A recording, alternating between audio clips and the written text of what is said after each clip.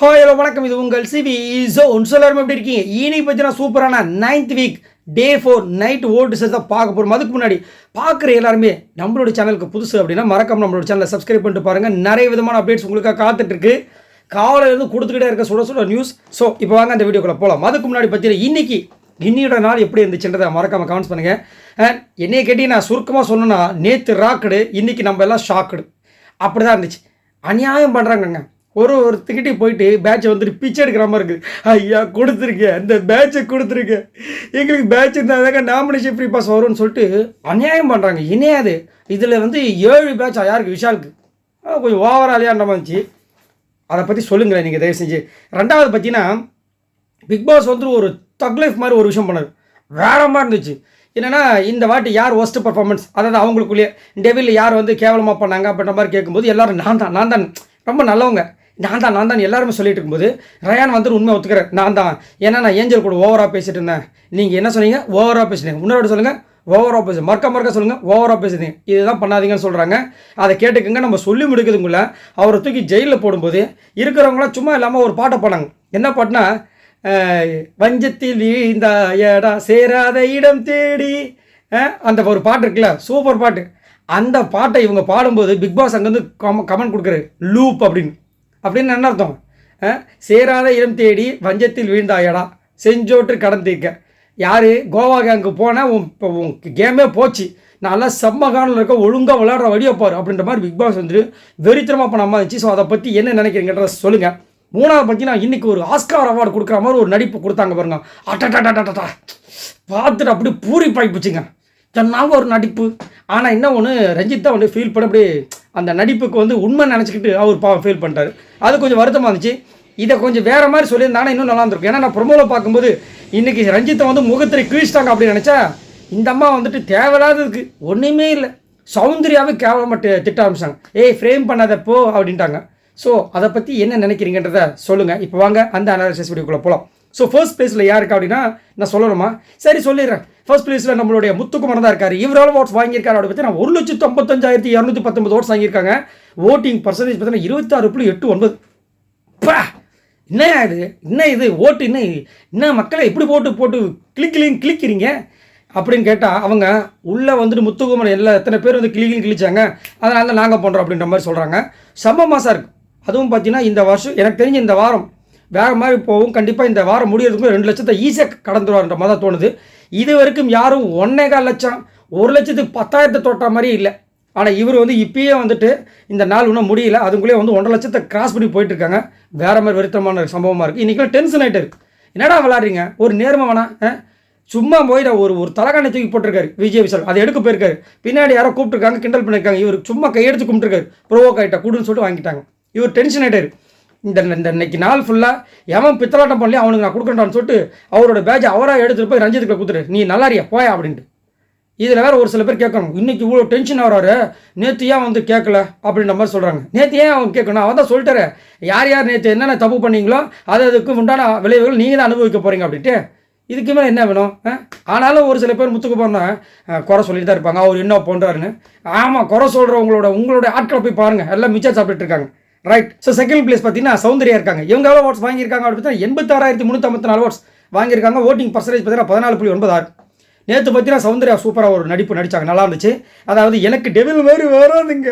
அப்படிங்களா? சரி. ஏஞ்சல் மாதிரி வருமா? அது வரும். இன்றைக்கி சூப்பராக பண்ணாங்க. ஏஞ்சல் மாதிரி இவங்க இருக்காங்க. எல்லாரும் உண்மையில் அவங்ககிட்ட தானம் கேட்குறாங்க, பிச்சை எடுக்கிறாங்க. நீ சிரிச்சிட்ட, கொடுத்துரு, நீ சிரிச்சிட்ட, நீ கொடுத்துரு, நீ கோவப்பட்ட, நீ கொடுத்துரு, இப்படியே மாறி அவங்க கம்முன்னு இருக்காங்க.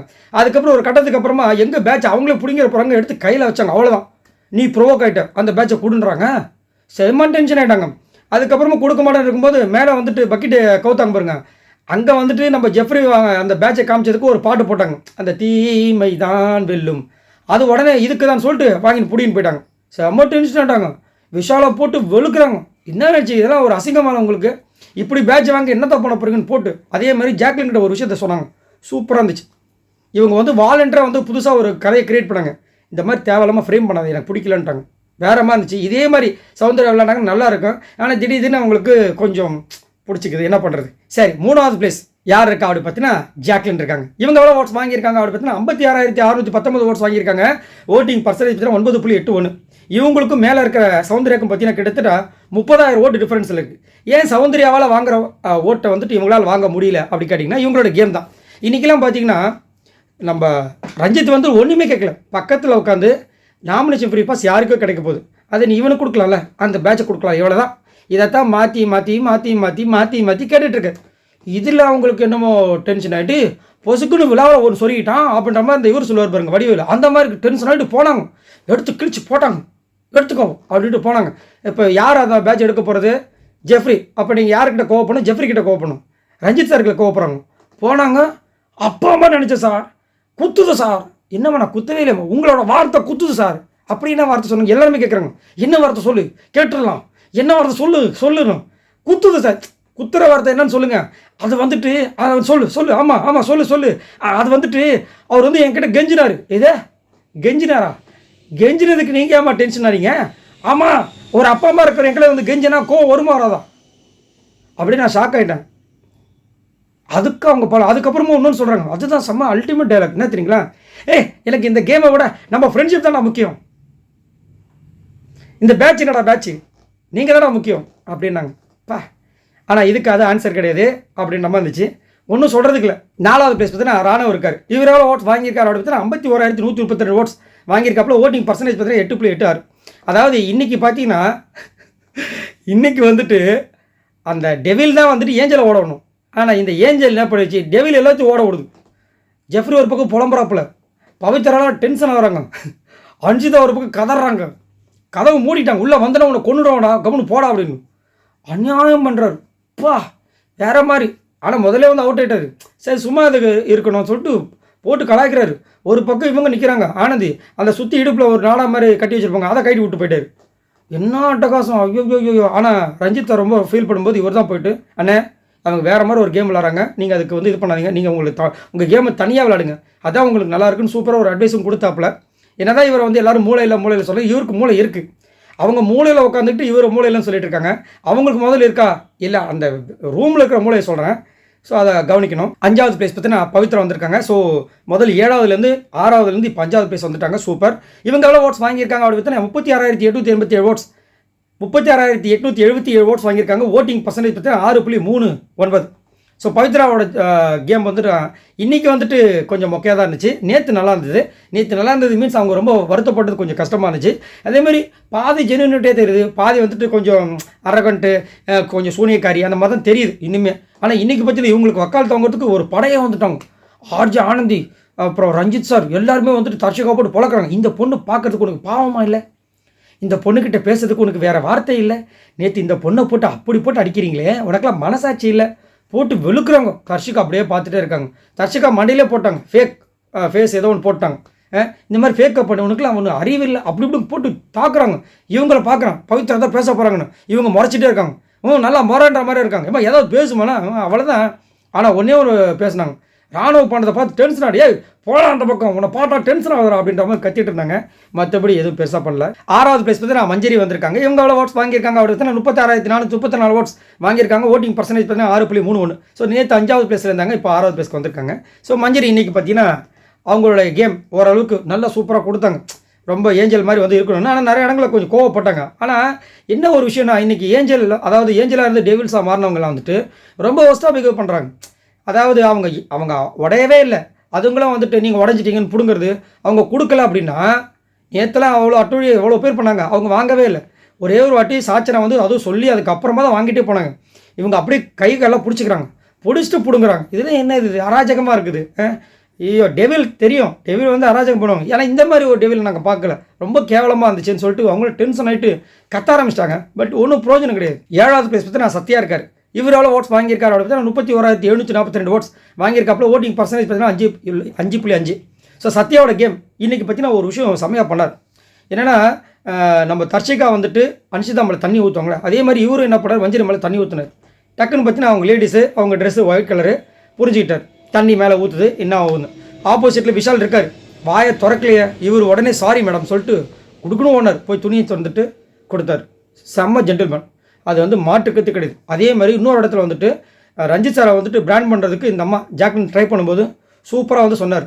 நேற்று என்னை வந்து முத்துக்குமார் வந்துட்டு சைக்காலஜிக்கலாக ஹர்ட் ஆகிற மாதிரி பேசினான். நைட்டில் எனக்கு தூக்கமே இல்லை. அதையே நான் வந்து கேமை எடுத்துட்டு நான் கம்முன்னு இருக்கேன். அதுக்கே நான் பெருசாக ரியாக்ட் பண்ணல. நீனே இதுக்கு போய் ரியாக்ட் பண்ணிகிட்டு இருக்க அப்படின்னு அந்த அம்மா, உங்களுக்கு அதுக்கு வந்து ரியாக்ட் ஆகலாம், எனக்கு இது ரியாக்ட் ஆகும். நீ ரியாக்ட் ஆக வேணாம்னு சொல்ல, இதெல்லாம் ஒரு மேட்ரா? கெஞ்சினது குத்தமா? என்னையா நடக்குது அப்படின்ற மாதிரி கேட்டார். நல்லா இருந்துச்சு. ஆனால் டெவிலா பெருசாக வந்து பண்ணல. காலையில் ஆனால் வீரவசரெலாம் பேசினார். முத்துவை நான் தூக்குறேன், மஞ்சரி நான் எப்படி தூக்குறேன்னு. எங்கே தூக்கவே இல்லை, சும்மா ஒரு ப்ளாவாக பேசுனாங்க. நீங்கள் வேறு நம்பிக்கிட்டு இருக்கீங்க. 8வது பேஸ் பற்றி நான் ரஞ்சித் இருக்காரு. இவர் எவ்வளோ ஓட்ஸ் வாங்கியிருக்காரு அப்படி பார்த்தா 28,065 ஓட்ஸ் வாங்கியிருக்காப்புல. ஓட்டிங் பர்சன்டேஜ் பார்த்தீங்கன்னா 4.86. அவர் வந்துட்டு இந்த ஜாக்லின் வந்து கத்திட்டு இருக்கும்போது ஒரு ஜூம் ஒன்று வச்சாங்க. அவர் அப்படியே ஷாக் ஆகி பார்க்குற மாதிரி இவங்க அப்படியே கத்திட்டு இருக்காங்க. இதை நான் எங்கே பார்த்து தெரியுங்களா? ஏதோ ஒரு படத்தில் தான் ரஜினி வந்துட்டு அந்த அண்ணன் தம்பிங்க இது இருக்கும், அண்ணன் என்ன தம்பி என்ன சொந்தம் என்ன பந்தம் என்னன்னு சொல்லிட்டு அதில் தம்பிங்களாம் வந்து கலாய்ப்பாங்க, சிரித்து பேசுவாங்க. இவர் அப்படியே பாவமாக பார்ப்பார். அந்த மாதிரி இருந்துச்சு அவரோட நிலமை. ஏண்டா உங்களை நம்பி கோவா கேங்கில் வந்து 2 நாள் தான்டா இருந்தேன், 2 நாள் தான். அதுக்குள்ளே என்னை எவ்வளோ கேவலமாக பேச முடியும்? என்ன தெரியுமா சொன்னாங்க? 60 நாளாக நீங்கள் இப்படி தான் ஏமாற்றிட்டு இருக்கீங்க, இப்படி தாண்டா அவங்க வந்துட்டு நம்ம எல்லாரும் ஏமாற்றி கேம் விளாண்டுட்டு இருக்காருன்ட்டாங்க. முடிஞ்சு போச்சா? அதாவது சேத்துலேயே அடி வாங்கியாச்சு, சோத்துலேயே அடி வாங்கியாச்சுன்ற மாதிரி இருந்துச்சு. இது தேவையா உங்களுக்கு? இவ்வளோ நாள் இந்த பக்கம் பாய்ஸ் டீமில் இருந்தீங்க, இவங்க கூடலாம் பழகிட்டு இருந்தீங்க, இவங்களுக்கு கெட்ட பேர் வந்துச்சா? ஈவன் தான் நீங்கள் ஒன்றுமே பண்ணலான்னு கெட்ட பேர் வராமல் இருந்தீங்க. இப்போது ஏதோ ஒன்று பண்ண ஆசைப்பட்டீங்க, ஆனாலும் பெரிய கெட்ட பேர் வந்துருச்சு. ஸோ புரிஞ்சு நடந்துக்குங்க, தெரிஞ்சு நடந்துக்குங்க அப்படின்றது தான் என்னோட கருத்து. 9th பிளேஸ் பற்றினா ரயான் இருக்கார். இவர் எவ்வளோ ஓட்ஸ் வாங்கியிருக்காரு அப்படி பார்த்தீங்கன்னா 27,924 ஓட்ஸ் வாங்கியிருக்காப்புல. ஓட்டிங் பர்சன்டேஜ் பார்த்தீங்கன்னா 4.84. ரயான் சுத்தம். நேற்றும் ஒரு இதுவும் இல்லை, சரி டெவலப் பண்ணல, அதாவது ஏஞ்சலாக பண்ணல, இன்றைக்காவது டெவலப் பண்ண பார்த்தா இன்றைக்கி சுத்தம் போயிட்டு ஏஞ்சல் கூட போய் கடலை போட்டுட்ருக்காரு. ஏயா இங்கே வந்து உனக்கு வந்து சம்பளத்தை கொடுத்து சாப்பாடை போட்டு ஏசியை போட்டு தூங்குறதுக்கும் உறைவிடத்தையும் நல்ல ஒரு அழகான ஒரு இடத்த கொடுத்து உங்களை உள்ளே போட்டால் நீங்கள் வந்து ஜாலியாக போயிட்டு அந்த ஏஞ்சல் கூட பேசுறதுக்கு இங்கே என்ன பண்ணி அடிச்சிருக்காங்கன்னு நினச்சிட்டு இருக்கீங்க அப்படின்ற மாதிரி எல்லாம் டென்ஷனை கொதிக்கிறாங்க. அதே மாதிரி இவரை நம்பி ரஞ்சித் போய்ட்டு நான் அந்த மாதிரி பேசுகிறேன் நீ பார்த்தலாம் அப்படின்றாரு. இவர் போங்க அப்படின்ட்டாரு. அவர் காண்டாயிட்டார். இதுக்கு மேலேயும் பார்த்துக்குங்கன்ற மாதிரி இருந்துச்சு. அதே மாதிரி ரயானை தூக்கி இன்றைக்கி ஜெயிலில் போட்டாங்க. அவரும் ஒத்துக்கிட்டார் நான் ஒன்றும் பண்ணலன்னு. அப்போ தான் பிக் பாஸ் ஒரு கமெண்ட் கொடுத்தார், சூப்பராக இருந்துச்சு. இவர் உள்ளே இருக்கும்போது பாட்டு பாருங்க. அதை சொன்னேன் ஆல்ரெடி, செஞ்சோற்று கடன் தீக்க சேராத இடம் தேடி வஞ்சத்தில் விழுந்த இடம்னு லூப்பில் போட்டு தாக்கு அப்படின்ற மாதிரி இருந்துச்சு. அம்மையாக அந்த 10வது பிளேஸ் பற்றினா தர்ஷிகா இருக்காங்க. இவங்க எவ்வளோ ஓட்ஸ் வாங்கியிருக்காங்க அப்படி பார்த்தீங்கன்னா 25,614 ஓட்ஸ் வாங்கியிருக்காங்க. ஓட்டிங் பர்சன்டேஜ் பார்த்தீங்கன்னா 4.37. தர்ஷிகா சூப்பரான ஒரு பர்சன் முன்னாடி இருந்தாங்க, இப்போலாம் சூப்பரான பர்சன் கிடையாது. அதுமாதிரி முன்னாடி ரொம்ப நல்ல அழகாக ட்ரெஸ்லாம் பண்ணுவாங்க, ரொம்ப ரொம்ப நல்லாயிருக்கும். அன்ஷிதாவோட ட்ரெஸ்ஸிங் சென்ஸ் சூப்பராக இருக்கும். அதே மாதிரி இவங்களும் இருந்தாங்க. ஆனால் இன்றைக்கி பார்த்தீங்கன்னா இப்போ லைவில் பார்க்குறேன் கொஞ்சம் சரியில்லை, அப்படியே கொஞ்சமாக சரியில்லாமல் போகுது. அது அவங்களுடைய பர்சனல், நான் சும்மா ஒரு சொல்லணும்னு சொல்லிட்டேன். அதே மாதிரி இன்னொரு விஷயத்தை கண்டிப்பாக நம்ம சொல்லி ஆகணும். என்னென்னா இன்றைக்கி தர்ஷிகாவை ப்ரோவோக் பண்ணுறதுக்கு சத்யா என்ன எடுத்தாரு ஒரு ஆயுதம், இவங்களுடைய லவ் அப்படின்ற ஒரு மேட்ரு. இந்த மாதிரி விஷாலை வந்துட்டு யூஸ் பண்ணுறியன்ட்டார். உன்னோட கேமுக்கு விஷாலை யூஸ் பண்ணி ஒரு கண்டென்ட் மாதிரி கிரியேட் பண்ணுறே உனக்கு ஒரு மாதிரி இல்லையான்ற மாதிரி சொல்லிட்டார். இதே விஷயத்த இவர் போயிட்டு நேற்று இவர் பேச முடியாதுல்ல, அது ஒன்றும் பண்ண முடியாது. அதுதான் அவங்களுடைய ஜென்யூனிட்டி. அவங்க வந்து அரக்கர்களாக கரெக்டாக பண்ணிட்டாங்க. பட் ஆனால் இவங்க பார்த்தீங்கன்னா இந்த மாதிரி, அதாவது இவர் மட்டும் இல்லை, இன்றைக்கி ஃபுல்லாக இருந்தவங்க எல்லாருமே அவங்க மனசில் இருந்த வன்மத்தை தான் கேட்டாங்களே தவிர அரக்கெல்லாம் வாழவே இல்லை. அதுதான் வந்து பெரிய கொடுமையாக போச்சு.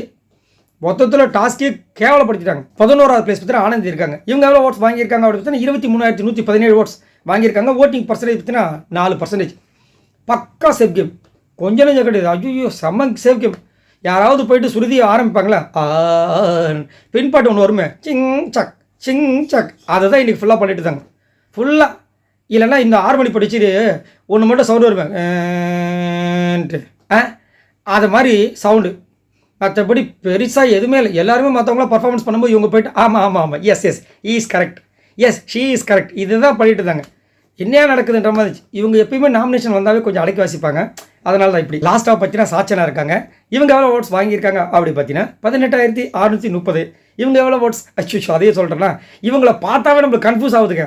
இவங்க வாங்கின ஓட்டிங் பர்சன்டேஜ் பார்த்தீங்கன்னா 3.21. ஸோ சாச்சனா லாஸ்ட்டில் தான் இருக்காங்க. லாஸ்ட்டில் இருந்தாலும் அவங்க லாஸ்ட்டில் வந்தாவே அவங்களுக்கு மேலே இருக்கவங்களுக்கு பக்குன்னு ஆகிடுது. ஏன் அப்படி பார்த்தீங்கன்னா அவங்க வந்துட்டு இந்த வீட்டுக்கு பிடிச்ச சனி மாதிரி. ஏன்னா இந்த சனி வந்துட்டு அது 8ஆம் இடத்துல இருக்குது, 9ஆம் இடத்துல இருக்குன்னு சொல்கிற மாதிரி இவங்க லாஸ்ட் இடத்துக்கு வந்தாவே இவங்களுக்கு அப்புறமா முன்னாடி இருக்கவங்களுக்கு ஆபத்து தான். அவங்களுக்கு ஏதோ ஒரு கண்டம் இருக்குது.